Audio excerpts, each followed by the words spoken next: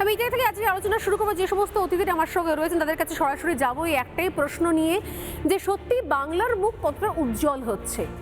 সুদীপ্ত গুহ আমার সঙ্গে অনলাইনে যোগদান করেছে, তার কাছে আমি সবার আগে যাব যে যখন একটার পর একটা ইন্ডাস্ট্রির সম্ভাবনা হচ্ছে, আমরা এগোচ্ছি এবং এখানে উত্তর থেকে দক্ষিণ সর্বত্র এখানে একটার পর একটা ডেভেলপমেন্টের কথা চলছে, সেখানে দেশের বাইরে গিয়ে যারা উদ্দেশ্য প্রণোদিতভাবে বাংলার মুখ, বাঙালির মুখ, বাঙালি মেয়েদেরকে অপমান করছেন, তারা কোন উদ্দেশ্যে করছেন, এতে আদৌ আমরা শেষ পর্যন্ত এগোতে পারবো না।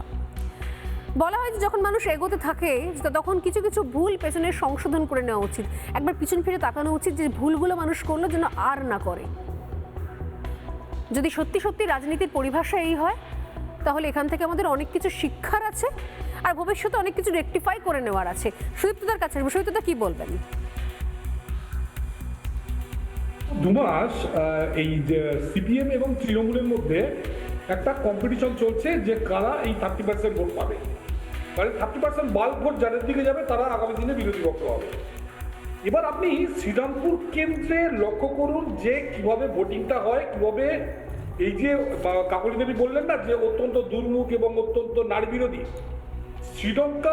শ্রীরামপুর কেন্দ্রের একটা অংশ থেকে 100% ভোট পেত এই কল্যাণ, কারণ সেই অংশের ভোটাররা তারা নিজেরাও নারী বিরোধী, তারা নারীদের পায়ের তলায় রাখতে মানে পছন্দ করে, যে জন্য তাদের কাছে কল্যাণ যখন নারী বিরোধী কথাবার্তা বলতো তাদের মনে হতো এই তো এই লোকটা নামে বন্দ্যোপাধ্যায় হলেও একেবারে আমাদের লোক, চাইছে মহিলাদের পায়ের তলায় রেখে রেখে।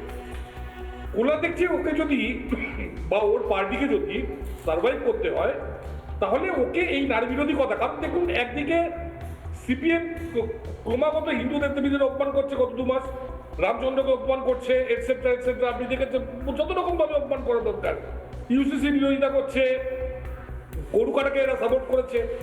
এবার এদের তো তার বিরুদ্ধে তো যেতে হবে। এবার এরা এই ধরনের নারী বিরোধী কথা বলে দেখাচ্ছে যে ভাই আমরা তোমাদের লোক, তোমরা আমাদের ভোট দাও, এই 30% ভোটটা যেন সিপিএম না চলে যায়, তোমরা এই ভোটটা আমাদের দাও।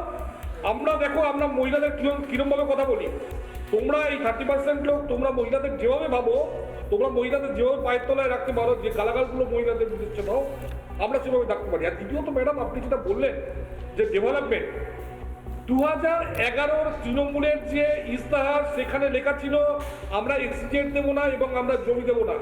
আমাদের সেদিনই কিন্তু বোঝা হয়ে গেছে যে পশ্চিমবঙ্গে মমতা ব্যানার্জি ইন্ডাস্ট্রি চান না। প্রথমত উনি এসছেন টাটাকে ছাড়িয়ে দিয়ে, টাটাকে ঢুকতে দেননি উনি, দ্যাট ইজ নাম্বার 1।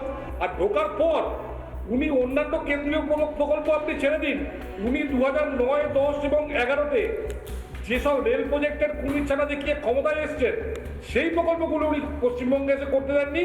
এতদিন পর আজকে মুখ্যমন্ত্রী শুভেন্দু অধিকারী মহাশয়কে সেই প্রকল্পগুলিকে গ্রিন সিগন্যাল দিতে হচ্ছে।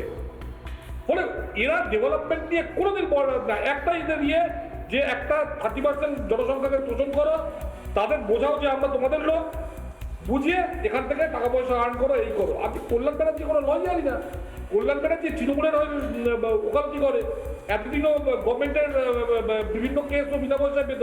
আগামী দিনে যদি অডিট হয় তাহলে মানে ওকে যেভাবে এই কেসগুলো দিয়েছে স্টেট গভর্নমেন্ট ভীষণভাবে বেঁচে যাবে। আমি একটাই কথা বলতে পারি যে ওর ব্র্যান্ড হলো একটা অসভ্য লোক।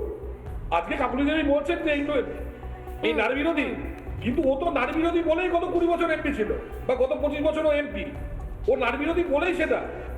এখন তো কান্নাকাটি করে লাভ নেই, আপনারা এদের মাথায় তুলেছেন, আজকে মানে ফ্র্যাঙ্কেস্টাইন আপনাদের গলা টিপছে, আপনারা ভেবে দেখুন এই জিনিসটা।